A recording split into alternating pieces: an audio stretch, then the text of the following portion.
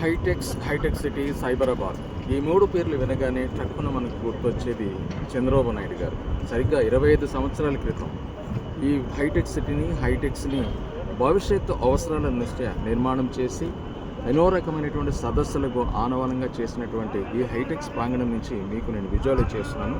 ప్రాముఖ్యంగా Indian pharmaceutical Congress అనేటువంటి సంస్థ దేశవ్యాప్తంగా ఫార్మా రంగంలో వస్తున్నటువంటి నూతన మార్పులకు, అదేవిధంగా ఫార్మసీ చదువుకున్నటువంటి విద్యార్థులందరికీ కూడా ఈ ఫార్మా ఇండస్ట్రీస్కి, అదేవిధంగా అకాడమీకి మధ్య అనుసంధానాన్ని ఏర్పాటు చేసే విధంగా ఎన్నో సదస్సులు నిర్వహిస్తుంది. అటువంటి సదస్సు 3 రోజుల క్రితం మన గౌరవ ముఖ్యమంత్రి వర్యులు శ్రీ రేవంత్ రెడ్డి గారి ద్వారా ఈ సదస్సు ప్రారంభించబడింది. ఇప్పుడు మనం 3వ రోజు ఈ యొక్క ప్రాంగణం నుంచి విజువలైజ్ చేస్తున్నాను.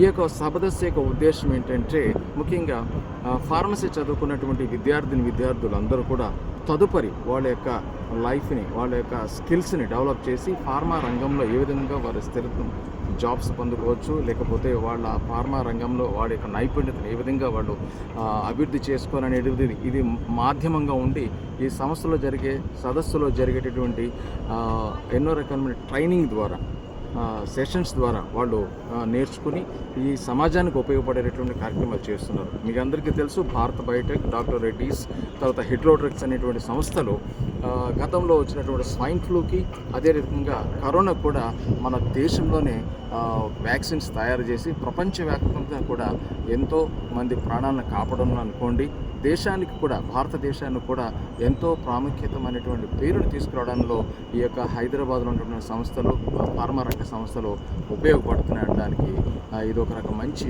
ఉదాహరణగా నేను తెలియజేస్తున్నాను.